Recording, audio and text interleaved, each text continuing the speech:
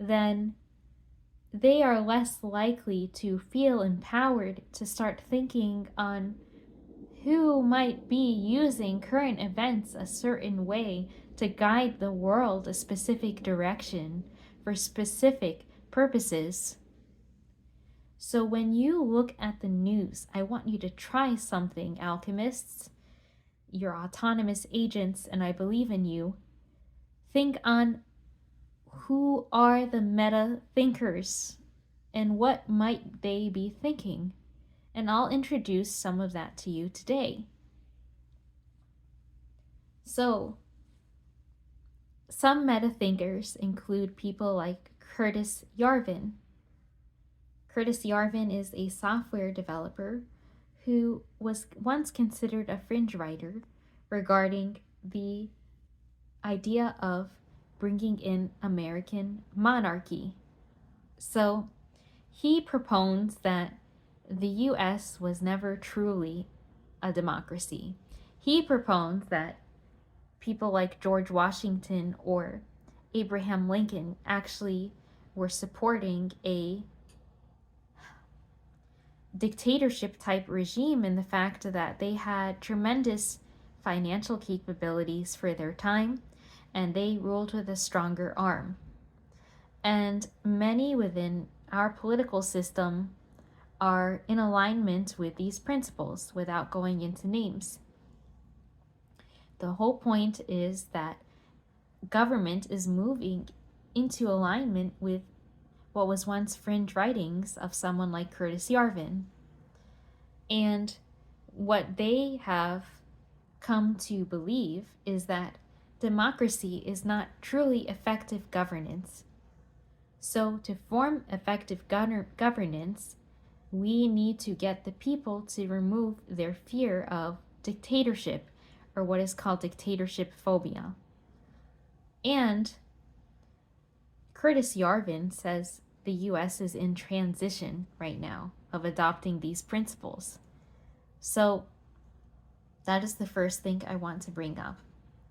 And that is part of what is called the dark enlightenment movement, which many of these people from Silicon Valley, such as Peter Thiel, which I'll go into, believe in. So another key actor from this movement is Peter Thiel.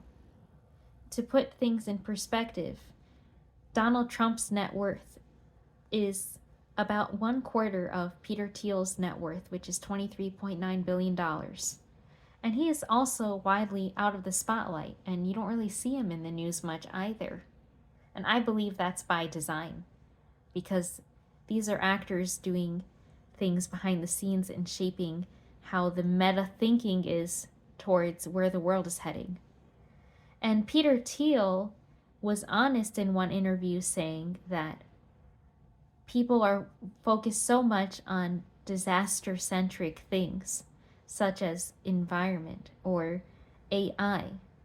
But he said what people should be thinking on are the idea that this paves the way for a one world government regime. And you can look up Peter Thiel in relation to these topics and you'll find these interviews.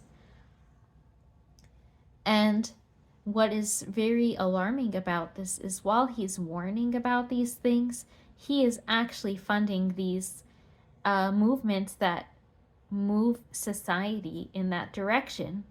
So he has a company, Palantir, and it works with the CIA to do surveillance on Americans.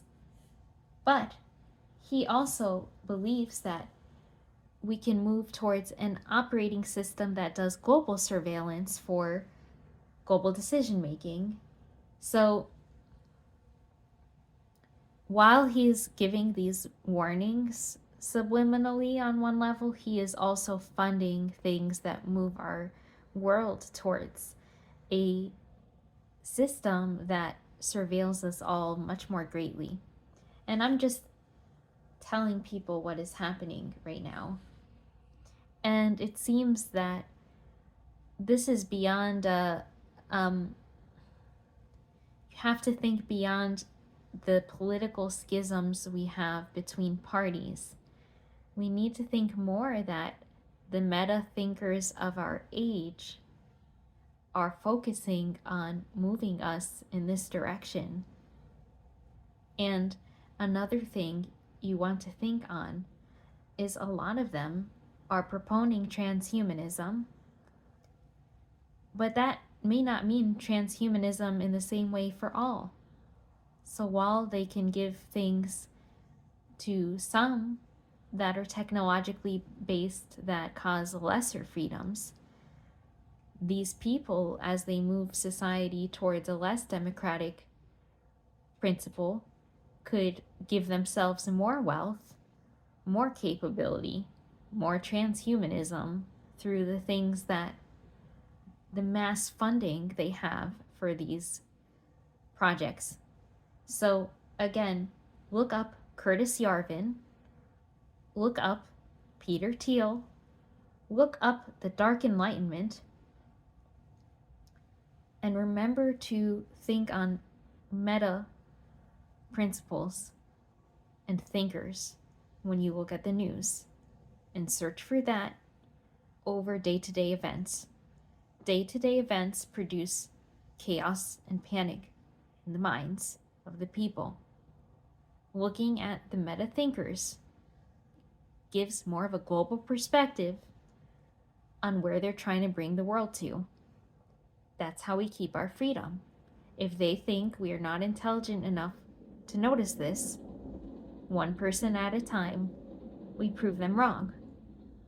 Another thing I would say that I would suggest people take seriously, and I know this sounds very strange, but again, I love helping our community, and this is the hardest post I've made because I know these are strange topics, is I want you to get more literate.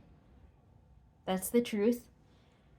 I am a millennial, but the generations that come after me, I believe, have less awareness of the literature around them and what original texts will look like, sound like. And if you don't have a proper understanding of what texts look like, they can be altered. And without going into detail, some major American texts have already been altered. So if you want to make sure that you have original copies of information sources that really matter to you, I would suggest getting them now and stocking up on those types of materials. I'm not meaning to scare you. I'm meaning to point out things that they are literally sharing with us that is just not widely publicized in the news for some reason. So, but you can look it up. It's there, all I'm saying. And don't give in to panic. Remember not to stay events focused. Remember to stay meta focused, which means large scale. And show that you are thinking outside of the paradigms that they're setting forth through panic. Remember, you are a free thinker, and the more you read, the more you know, and that is all resistance to these regimes. And just be aware that they're already starting to try to implement certain changes within these regimes that reduce freedom, ultimately. And remember, these people don't care about us. They care about implementing what they deem as effective governance, even if that means labeling the people as not intelligent enough or capable enough to be part of that picture. And another haunting part of the Dark Enlightenment movement is many of them are racist, many of them are colorist, many of them have views tied to eugenics and what the roles of different people are. And these are the people that are spreading these meta principles to politicians and getting them widely approved. So remember, think on meta thinkers influencing policy and politics from behind the scenes, and you'll see a very clear picture emerging. And as I learn more about this, I will notify everyone. Another concept I want to bring up that I think is very important at this time is they try saturating us with so much information that we cannot get out of a pluralistic mindset where we cannot tell or differentiate truth from falsehood because everything is in a state of confusion and flux, that it makes us feel more anesthetized to the possibility of real truths. And that's where they would want us. Because when you can't differentiate real texts, real truths, real meta thoughts emerging, then it's easier to take on whatever they wish. And that is what is really happening behind the panic and the heartbreaking events, which are very real, very, very real. And you all know that I'm Arabic, and you know that I don't like to see the Middle East in turmoil, right? So obviously this ties to my emotions strongly. But I know to help my community, I need to think beyond that. And in parting, one thing I would say is look beyond the veil. Think about things beyond political parties. Think about what could be emerging regardless of political parties, divisions, or day-to-day events. See the bigger picture, the meta picture.